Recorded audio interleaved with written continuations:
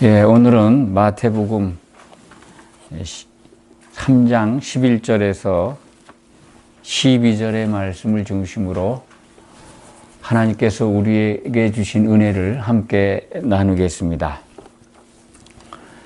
오늘이 10월 14일입니다. 결실의 계절, 수확의 계절이라고 하죠. 이맘때 저는 시골에서 자라서 우리 집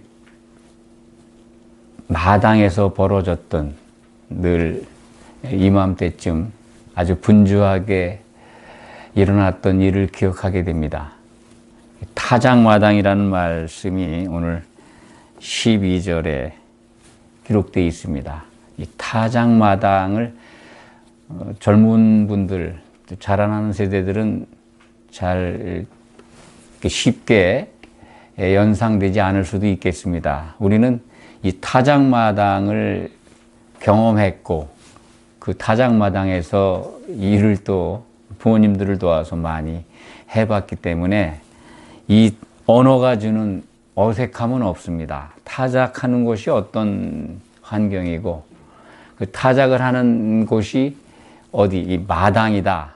시골집에 마당이 있죠. 그 마당에 이제 벼단, 주로 이맘때는 이제 벼, 콩 이런 걸 타작을 하는데 수수도 타작했던 기억이 납니다. 이 벼단을 이제 벼를 베어가지고 말린 다음에 소 달구지에 싣고 와서 집 마당 가장자리에 쌓아 놓습니다. 그러면 이제 우리 때는 최신 탈곡기가 수동이죠. 사람이 발로 밟아서 이게 돌아가면 거기에 이제 두세 사람이 막 밟으면 힘이 나가지고 막 돌아가면 거기에 이제 벼 이삭을 대면 이제 벼 줄기에서 이삭이 떨어져 나가서 이제 마당에 쌓이게 됩니다. 타작 과정을 거친 벼 이삭들을 이제 알곡과 쭉정이로 가르죠. 이 가르는 방법은 바람 풍구를 이제 그것도 수동으로 바람 풍구를 돌려서 이 키에다 이렇게 날리면 그것이 이제 알곡과 쭉정이가 구별이 됩니다. 오늘 말씀을 보면은 세례 요한이 예수님을 증거하는 장면이죠. 사람들이 세례 요한의 모습을 보고 오실 그 그리스도가 이 사람인가 심중에 생각을 하게 될 수밖에 없었을 겁니다. 세례 요한이 회개하라고 그러고 정말 그 안일하게 살던 유대 사람들에게 쓴소리를 하죠. 회개하라. 천국이 가까이 왔다.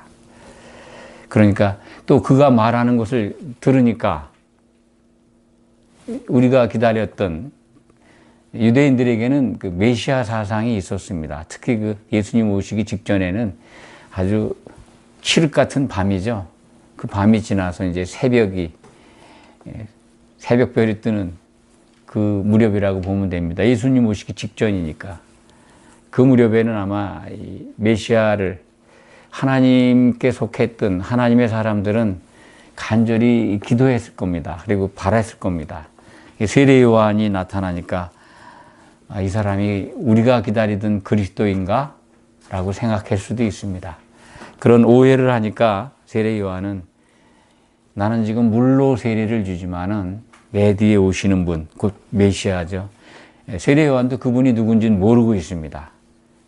그분이 오시면 그분은 성령과 불로 세례를 베풀이라. 그렇게 증거를 합니다. 그런데 우리는 이 성령 세례도 오해하고 있지만 이 불세례, 불로 세례를 베푸는 것을 너무 크게 오해하고 있습니다. 예배를 모이는 우리 성도님들, 전에도 늘 말씀을 드렸습니다만 너무나 많은 오해된 전통 때문에 우리가 하나님의 말씀의 그 취지나 의도를 따라가지 않고 사람의 논리에서 나온 전통을 따라가는 참으로 안타까운 일들이 너무 많다. 그것이 우리들이 섬기고 있는, 우리가 이루고 있는 교회 안에 너무 뿌리를 깊이 내리고 있다. 그래서 그것이 아니라고 말씀을 드리면 의아해하고 그것을 의심하고 따르지 않는, 저는 이해를 합니다. 워낙 그런 전통이나 습관이나 문화가 오래 지속되어 있었고, 또 이 교회 안에 가만히 들어온 정말 성도들을 휘어잡고 막 실족해 하는 이단들의 폐해가 많아서 그동안 받아온 것과 좀 다르면 이단이 아닌가, 우리를 실족해 하는 다른 복음이 아닌가라고 생각할 수 있습니다. 충분히 이해가 갑니다. 그런데 오늘 말씀만 자세히 들여다봐도 이것이 성령 세례와 불세례가 어떤 것이라는 걸 쉽게 설명합니다. 우리는 성령 세례를 일회적인 어떤 한 번 받고 이렇게 끝나는 종교 의식으로 알고 있습니다. 물세례 받으면 성령 세례 받는 걸로, 물세례와 성령 세례를 같이, 세례라는 단어로 사용됐기 때문에 그렇습니다. 물세례가 세례 의식이잖아요. 지금 교회 안에서 물 이렇게 찍어 바르는 한 번 있는 종교 의식이기 때문에 성령 세례도 그와 같은 걸로, 성령을 한 번 받으면 되는 걸로 이해를 하는데, 이 세례라는 단어는 기억하시겠습니다만 잠기는 겁니다. 물에 잠겼던 물세례 의식과 연상을 하시면 이 성령 세례는 항상 성령에 잠겨야 한다. 그것을 행하시는 분이 예수님이다라는 걸 세례 요한은 지금 증거하고 있습니다. 나는 물로 세례를 주지만은 내 뒤에 오시는 분은 너희를 성령에 잠기게 하실 분이다. 이 세례라는 표현 때문에 종교 의식으로 우리에게 지금 인식되어 있기 때문에 이런 말씀을 드리면 좀 어색하게 받아들이는 분들이 많을 겁니다. 예수님은 성령에 잠기게 하는 분이라는 세례 요한의 증거가 사복음서에 다 기록되어 있습니다. 공관복음과 요한복음 그 네 복음서에 다 기록되어 있는 말씀은 그리 많지 않습니다. 예수님이 성령 세례를 베푸는 분이라는 거, 이거는 사복음서에 다 들어 있습니다. 그만큼 매우 중요한 하나님의 증거입니다. 그걸 입증하는 겁니다. 예수님이 어떤 분인가 하는 것에 대해서 우리 성도들은 정말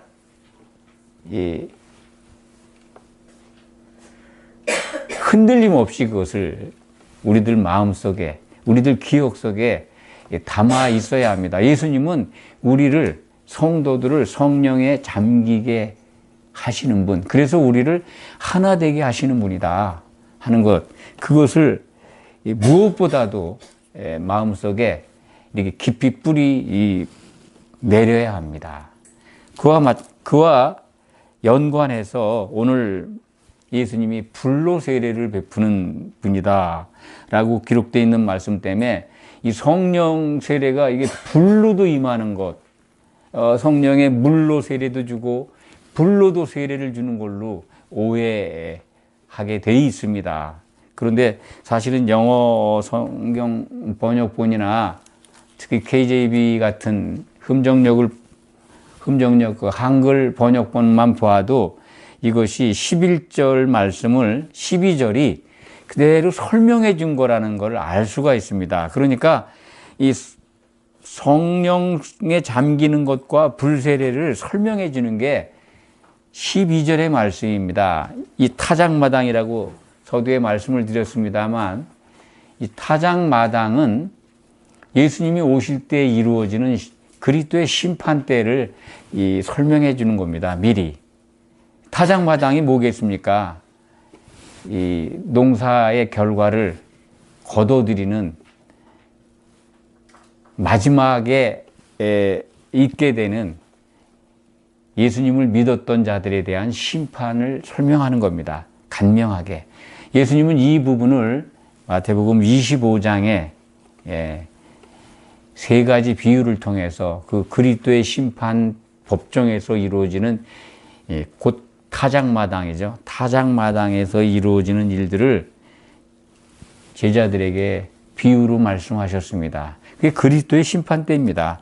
여기에 자기의 타작마당을 정하게 한다고 하시는데 이게 바로 그리스도의 심판 때입니다. 세례 요한이 미리 하나님께서 주시는 말씀을 받아서 그것을 증거하는 겁니다.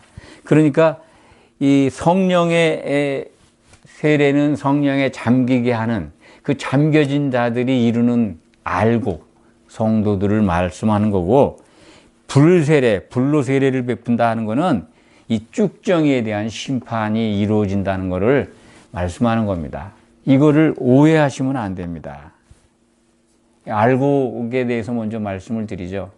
이 알곡, 우리가 이 곡식을 타작할 때 얻어지는 이 알곡과 교회에 들어와서 이 알곡으로 성장한 성도들의 결과물은 좀 다르죠. 물론 이제 이 알곡으로 이렇게 된 곡식들이 부서져서 떡이 되는 과정을 거칩니다. 그런데 뭐 같은 의미겠습니다. 우리가 이 성도들이 알곡 성도들이 교회로 모여서 성령의 기름으로 하나가 되는 과정은 가루가 돼야 되지 않습니까? 알곡 그대로 있으면 안 됩니다. 부서져야 되죠. 이 부분을 구약 성경에서 우리는 이 알곡이라고 하는 이 성도들이 전부 다듬어지고 깨지고 부서져서 가루가 돼야 된다는 것을 구약 성경을 통해서 우리는 확인할 수 있습니다. 또 신약 성경에서도 한 덩이 떡이 돼야 된다, 누룩 없는 떡이 돼야 된다는 가르침을 우리는 받고 있습니다. 이 출애굽기 보면은요, 이 성소 안에 여러 기구들을 또 이 뭐 법궤, 그리고 법궤 휘장을 나오면은 이제 샹단이 있죠. 샹단을 만드는 재료들, 그리고 등대, 등잔대와 그리고 떡을 진열하는 진설병을 진설하는 상이죠. 그걸 만드는 재료가 조각목 아닙니까? 광야의 그 가뭄 속에서도, 세파 속에서도 뿌리를 깊이 내려서 이 생존하는 조각나무, 우리나라 나무의 유형을 보면 아카시아과에 속한다고 그런 해석을 합니다. 이 조각목들이 뒤틀리고 아주 제목으로 쓸 수 없는 나무들입니다. 그거를 베어가지고 다듬어서 널판치를 만듭니다. 널판치. 그게 성막, 그게 기둥으로, 성소의 기둥으로 사용이 되죠. 그리고 그런 기구들, 법궤라든지 등잔대라든지 떡상을 만드는 이 나무가 되죠. 널판지 이 조각목으로 만듭니다. 그것을 그대로 성소에 배치하는 게 아니라 금으로 덮습니다. 금으로 완전히 덮어서 금만 보이죠. 그러니까 이 성도들이 다 부서지고 한 몸이 되면 금으로 덮어지는 그 모습을 우리에게 구약 성경부터 일러주고 있는 겁니다. 우리의 모습들은 보이지 않죠. 그리스도의 옷을 입으면 그리스도의 것으로 우리가 다 바뀌듯이 성소 안에 있는 들어간 재료들, 조각목들이 그렇게 변하듯이 이 성도들이 변하는 것을 알 수가 있습니다. 그러니까 알고 그대로 있는 것이 아니라 가루가 돼야 된다. 이 타작마당의 이 알곡, 뭐 그렇게 비유한 겁니다. 그 알곡들과 쭉쟁이를 구분한다. 그런데 이 쭉쟁이는 이제 알곡을 골라낼 때, 우리 저 어렸을 때 그 타작마당에서는 이제 풍구라고 하죠.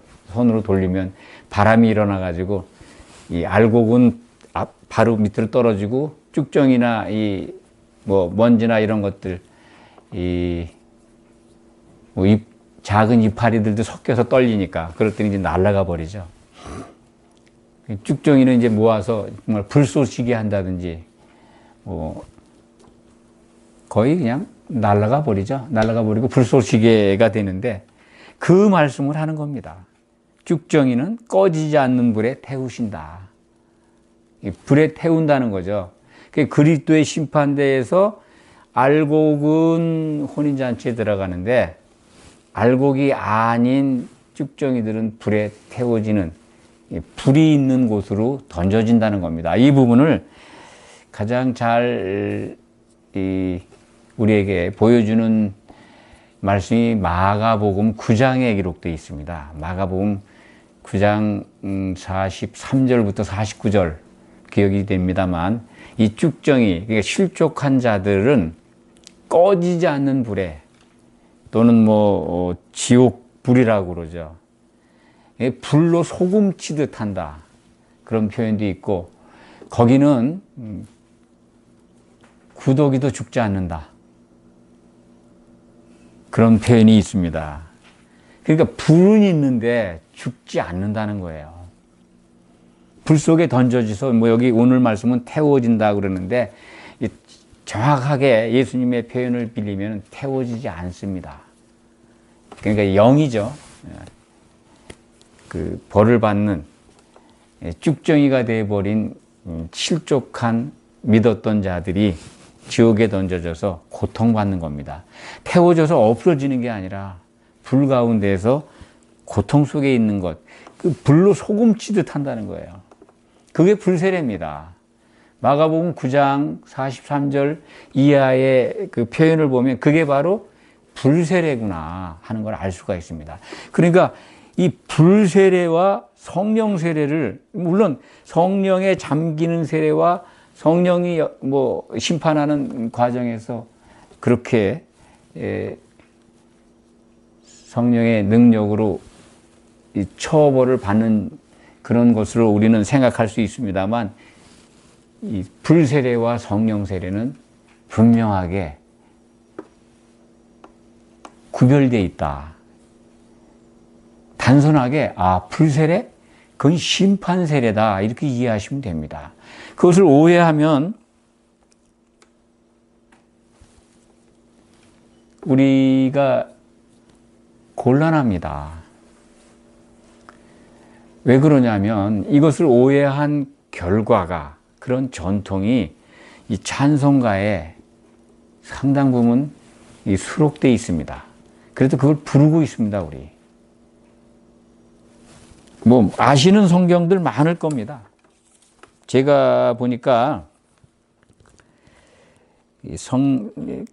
새 찬송가 기준으로 말씀을 드리면 184장 찬송가, 이 성경과 같이 묶여 있는 찬송들이죠. 184장 대표적인 것만, 불길 같은 주성령, 불길 같은 성령을 받으면 심판받는 거예요. 불세례 받는 게 심판받는 겁니다. 쭉정이가 돼서. 그리고 불세례 베푸시오 192장 제목이 그렇습니다. 불같은 성령 193장, 성령의 큰 불 주소서 194장.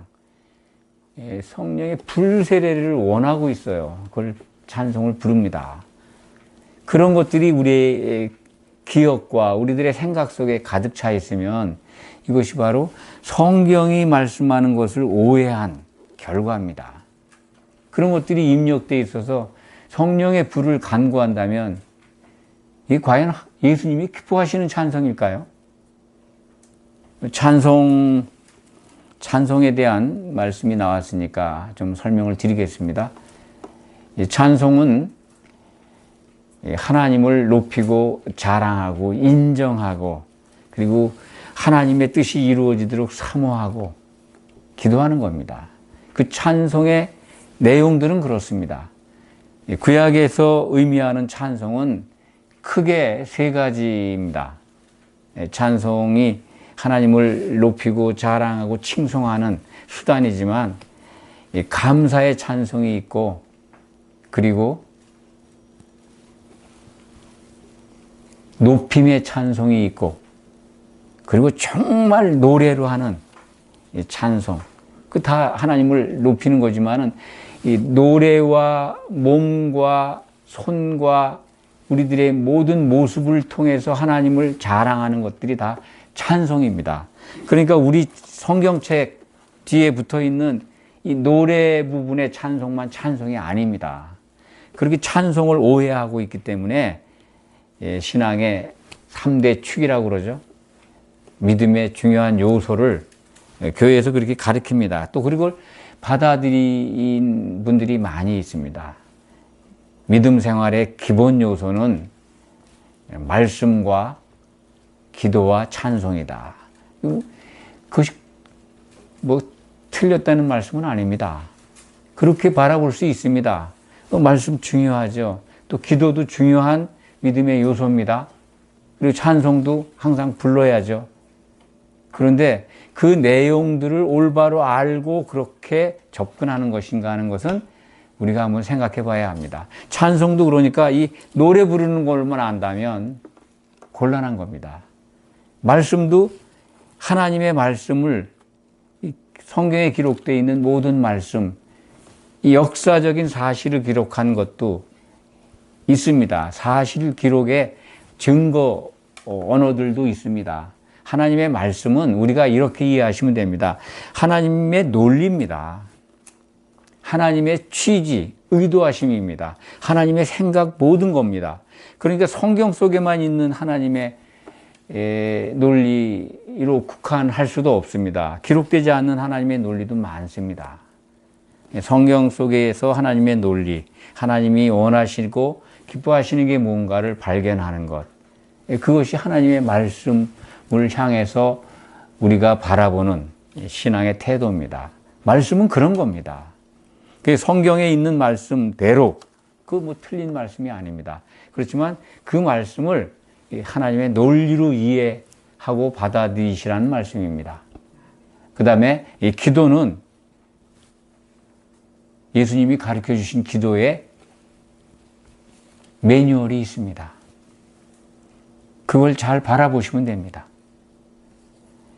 이방인들처럼 중언부언 있어야 될 것, 필요한 것, 그거 하지 말라고 하셨습니다. 아버지께서 너희에게 있어야 될 걸 다 아신다는 겁니다. 그걸 잊어버리지 마시기 바랍니다. 하나님이 못 들으실 것 같아서 중언부언 계속 반복해서 몇 시간 기도하는 것, 그 성경적이지 않습니다. 기도를 짧게 하라는 말씀이 아닙니다. 또 하나님이 귀가 어두워서 못 들으실 줄 알고 큰 소리로 기도해 부르짖어야 된다라고 이제 이해하는 분도 있는데 그렇지 않습니다. 침묵 기도도 하나님은 다 들으십니다. 그런데 더 중요한 건 기도라는 그릇을 통해서 담아야 할 것이 있다라고 성경은 가르쳐 줍니다. 기도가 무엇인가를 성경을 통해서 우리는 잘 알아야 합니다. 기도는 하나님과 소통하는 통로입니다. 그 안에 우리는 기도의 내용보다도 하나님이 기뻐하시는 그 담아야 할 것들, 그걸 담아야 하는데 성경은 그것을 그리스도의 향기라고 합니다. 구약 성경에서 향 재료 만드는 법을 우리에게 보여주시는데 그 속에 담겨 있는 세 가지 중요한, 5가지죠. 중요한 그 향의 재료들을 보시면 그리스도이신 것을, 향이 의미하는 것을, 아, 이거는 그리스도 속에 있는 거구나 하는 걸 알게 됩니다. 그러니까 기도 속에, 향 속에 기도의 그릇이라고 하는 그 향로죠, 향로. 흡향로에 담겨지는 향은 그리스도의 향기를 담으시면 됩니다. 그러니까 말씀과 기도와 찬송을 올바로 안다면 그 신앙 요소를 잘 이해하고 그것을 올바로 바라보고 나아갈 겁니다. 찬송 때문에 그 믿음에 우리들이 그냥 흔히 갖고 있는 전통대로 우리가 이해하고 있는 믿음 생활의 3대 요소, 어떤 행동 지침이랄까요? 그것에 대해서 말씀을 하게 됐네요. 이 불세례를 이렇게 찬송가에서부터 오해되게 그 가사를 사용한 원인, 그것을 한번 제가 생각을 해봤습니다. 예수님은 쭉정이를 태우는 심판을 하실 것이다라는 것을 세례 요한은 증거한 것인데, 이 불세례를 받아야 된다라고 하는 논리가 이 교회 안에 이게 심겨진 거는 그렇게 잘못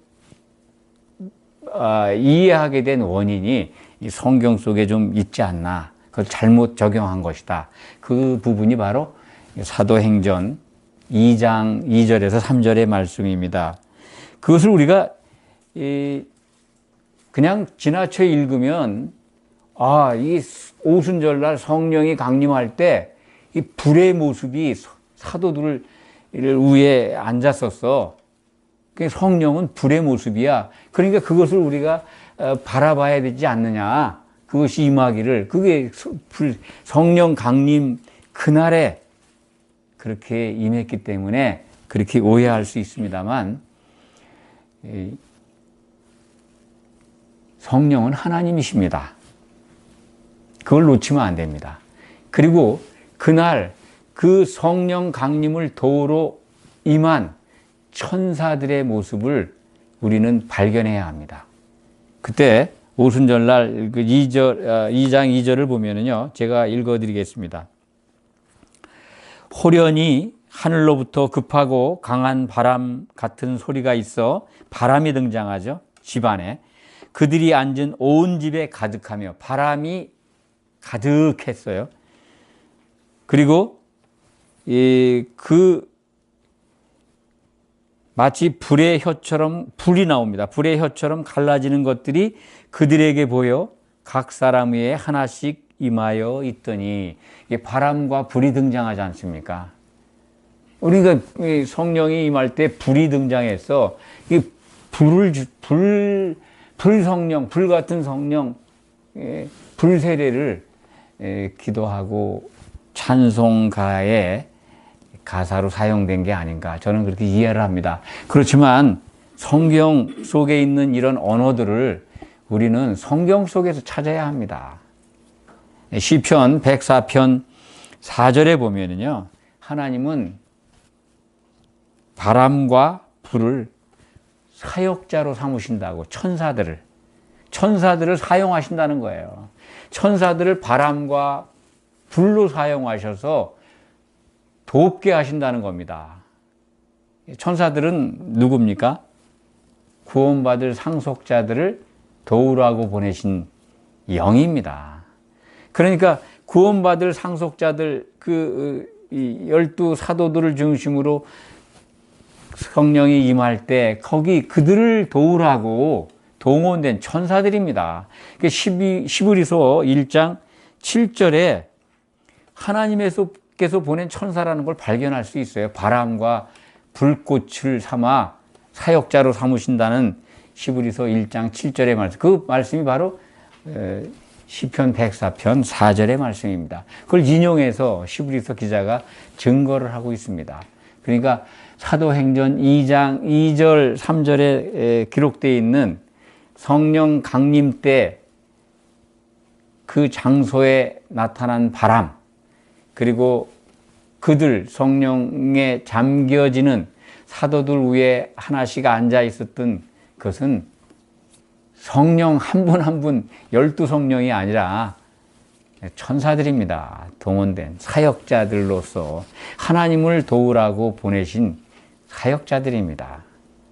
성령 하나님께서 역사하는 방법을 도우시라고, 잠겨지는, 그렇게 이해한다면 사도행전 2장의 성령 강림 때 나타났던 그 모습으로 연상돼서, 그래서 세워진 전통들, 불성령, 불 같은 성령, 그것을 오해하고 그것을 바라고 그것을 원하는 기도는 하지 않을 겁니다. 그러기 때문에 오늘 말씀 속에서 이게 쭉정이를 태우는 심판의 불을 오해하니까 얼마나 우리가 성령을 오해합니까? 세례를 오해하고 물세례를 오해하고 성령 세례를 오해하고 거기에 불세례까지 오해하니까 많은 헛수고를 우리가 하게 됩니다. 예, 먼저 이제 알곡을 좀 더 설명을 드려야 될 것 같습니다. 알곡과 쭉정이 부분을 아까 조금 전에 말씀을 좀 드렸습니다만 오늘 말씀을 연결해서 말씀을 드리면 예수님은 세례를 베푸시는 분이다. 이걸 정말 놓치면 안 됩니다. 성령에 잠기게 하시는 분인데 그 잠겨진 자들의 결과가 알곡입니다. 알곡이 돼야 합니다. 그들이 부서져서 이제 한 덩이 떡이 되는 과정이 있습니다. 교회에 들어온 모든 성도들이 알곡, 쭉정이로 심판받아서는 안 됩니다. 심판대에서는 적어도 알곡으로 한 몸을 이룬 성도가 되어야 합니다. 그래서 한 몸을 이루어서 이제 혼인잔치에 들어가야죠. 그리고 성령에 잠겨지는 것, 그러려면은 어떻게 돼야 되는가? 그게 중요하잖아요. 그 부분을 지금 말씀드린 겁니다. 알곡 성도가 되는 필수 요건이요. 그것을 순서와 절차를 알면은 우리가 하나님이 기뻐하시는 신앙생활을 하게 될 겁니다. 먼저 우리들은 어떤 상태였습니까? 세상에 우리는 하나님 밖에 있었던 진노의 자식들, 마귀의 자식들이었지 않습니까? 마귀의 자식들이었는데 은혜로 부르심을 받아서 하나님의 자녀되는 과정을 지금 교회 안으로 들어와 있지 않습니까? 그걸 뭐라 그러면 은혜로. 그래서 노뱀을 쳐다보는 자들이 은혜로 이 영에 거듭난다는 말씀을 드렸습니다. 이 부분도 뭐 요한복음 3장을 물과 성령으로 나지 않냐면이라는 번역 때문에 물과 영이 몸으로 나고 영이 살아나야 천국에 들어갈 수 있다라고 하는 예수님의 말씀이 오해된 부분이 있습니다. 그러니까 성령에 잠기기 위해서는, 성령 세례를 받기 위해서는 먼저 영이 살아나야 된다. 영이 살아나는 방법은 장대에 달린 노뱀, 하나님이 사람이 되셔서 우리를 구원하기 위해서 오신 그리스도라는 것을 바라본다면 영이 살아나고, 그래서 이 영이 살아난 자들은 목이 마르다고 말씀을 드렸죠. 목마릅니다. 그게 증거입니다. 목마르지 않는다면 그건 심각한 겁니다. 목이 마른 거의 증거는 하나님의 말씀에 배가 고파요. 가난합니다. 말씀에 대해서 아주 가난해, 이 갈증이, 그것을 이제 요한복음 7장 37절 이하에서 예수님이 말씀을 하고 있습니다. 목마르거든 내게 와서 마셔라. 목이 말라야죠. 그것이 이제 영이 거듭난 자들로 저는 이해를 합니다. 영이 거듭나면 목이 마르고 예수님께로 오는 겁니다. 그래서 교회로 모이는 거죠. 이 그리스도의 생각으로 모이는 겁니다.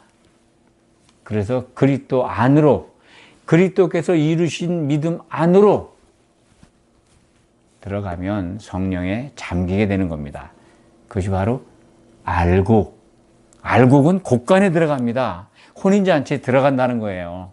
이 곡간에 들어간다. 뭐와?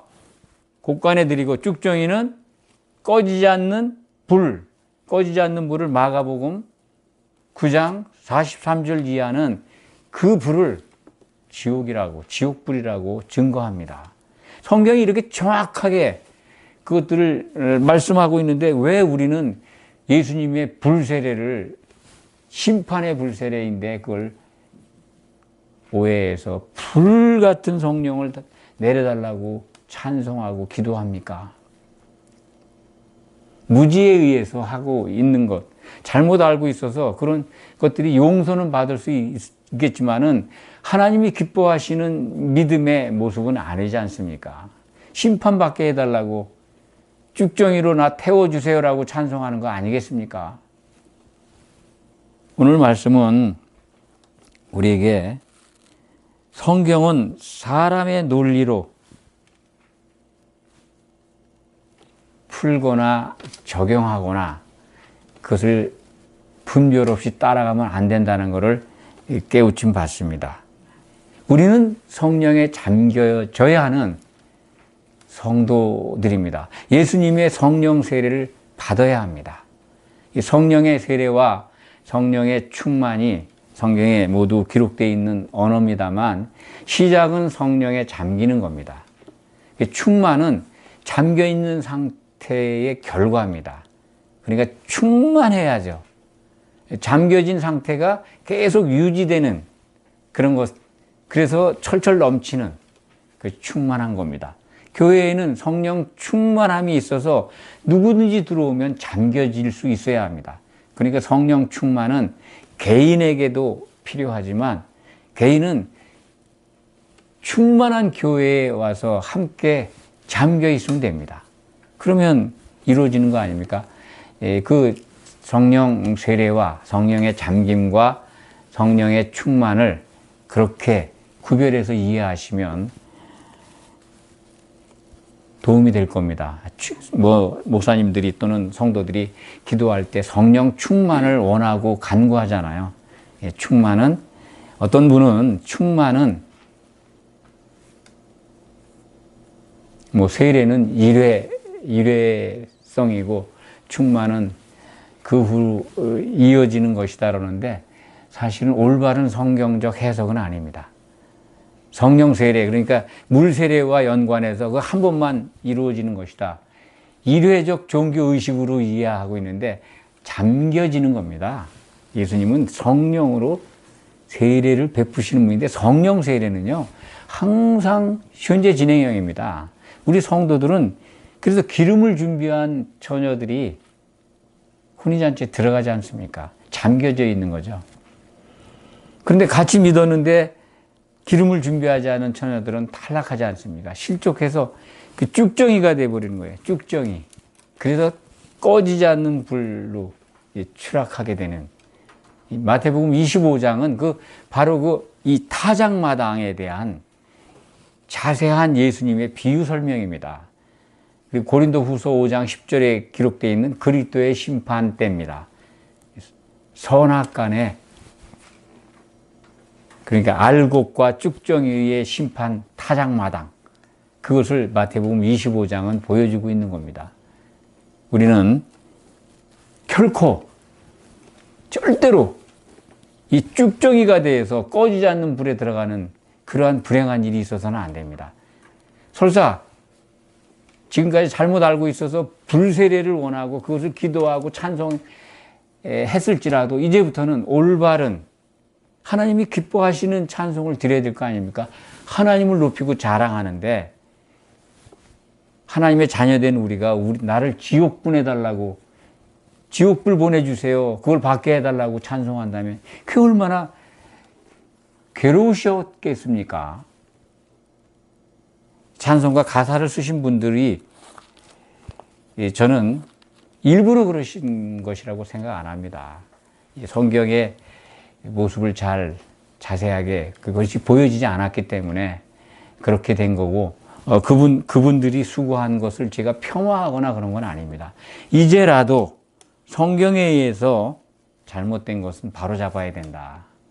그래서 우리가 올바른 신앙으로 가서 하나님을 기쁘시게 하는 알곡이 되어야 되지 않겠습니까? 그것을 위해서 예수님이 이 땅에 오셨고 십자가를 지셨고 죽고 부활하셨고 지금 우리를 향해서 성령에 잠기도록 지속적인 은혜를 내려주고 계시지 않습니까? 그러면 우리가 승리해야죠. 모두 이 말씀을 듣는 모든 여러분들 반드시 알곡으로 승리하시기를 축원합니다. 아멘. 기도하겠습니다. 아버지 하나님 감사합니다. 우리에게 오랜 기간 동안 젖어왔던 전통과 습관과 사람의 논리, 그것들로 인해서 훼손되고 오해되고 곡해된 하나님의 논리, 그것들을 올바로 바라보고 그리고 받아들일 수 있게 은혜를 베풀어 주셔서 감사합니다. 불세례를 우리가 받아야 될 또 다른 성령 세례의 하나로 오해했던 것, 참으로 긴 시간 동안 있었지만은 이것을 알게 해주셔서 감사합니다. 쭉정이가 되지 않도록, 그리고 그 불세례에 받지 않도록 우리를 지켜주시고 알곡으로 승리할 수 있도록 크신 은혜를 베풀어 주시옵소서. 성령의 충만함이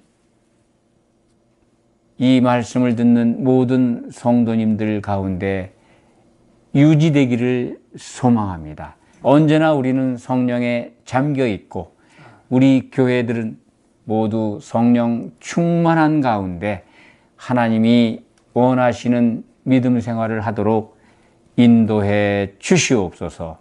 예수 그리스도의 이름으로 감사드리며 간절히 기도하옵나이다.